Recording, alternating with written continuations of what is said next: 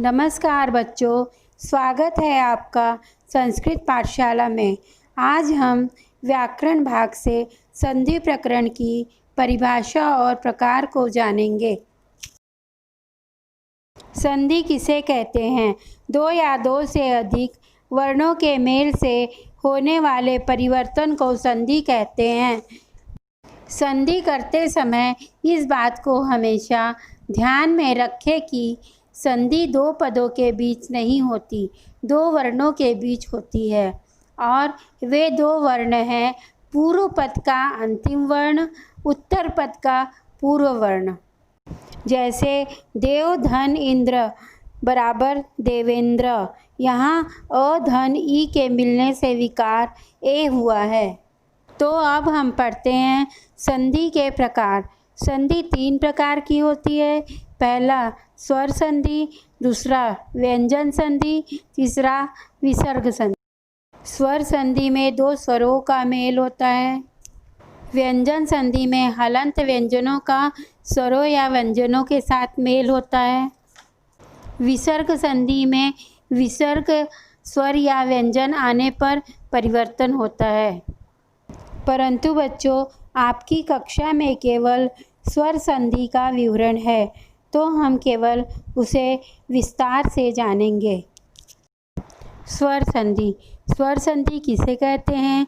जब पूर्व पद का अंतिम वर्ण कोई स्वर तथा उत्तर पद का पूर्व वर्ण भी कोई स्वर हो, तब दो स्वरों के मिलने से जो विकार या परिवर्तन होता है उसे स्वर संधि कहते हैं।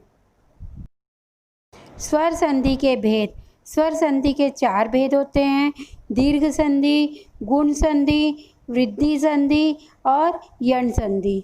तो बच्चों, आज हम केवल दीर्घ संधि को पढ़ेंगे। दीर्घ संधि किसे कहते हैं? यदि पूर्व पद का अंतिम वर्ण और उत्तर पद का प्रथम वर्ण अ अथवा आ हो तो दोनों के स्थान पर आ, ई अथवा बड़ी ई होने पर बड़ी ई, ऊ अथवा बड़ा ऊ होने पर बड़ा ऊ तथा री होने पर री हो जाता है। ये चार परिवर्तन आ, ई, ऊ तथा री के रूप में होते हैं। तो बच्चों, आइए इसके उदाहरण पढ़ते हैं। पहला आ, अ धन अ बराबर आ। जैसे सुख धन अर्थी, सुखार्थी। मम धन अपि, ममापि। अ धन आ बराबर आ। जैसे पुस्तक धन आलय बराबर पुस्तकालय। परम धन आनंद बराबर परमानंद। आ धन अ बराबर आ। जैसे विद्या धन अर्थी बराबर विद्यार्थी। तथा धन अपि बराबर तथापि। आ धन आ बराबर आ। जैसे विद्या धन आलय बराबर विद्यालय। दया धन आनंद बराबर दयानंद। दूसरा बड़ी ई धन ई बराबर बड़ी ई। जैसे रवि धन इंद्र बराबर रविंद्र। कवि धन इंद्र बराबर कविंद्र। ई धन बड़ी ई बराबर बड़ी ई। जैसे प्रति धन इक्षा बराबर प्रतीक्षा। मुनि धन ईश बराबर मुनीश। बड़ी ई धन छोटी ई बराबर बड़ी ई। महती धन इच्छा बराबर महतीच्छा। मही धन इंद्र बराबर महींद्र। बड़ी ई धन बड़ी ई बराबर बड़ी ई। जैसे रजनी धन ईश बराबर रजनीश।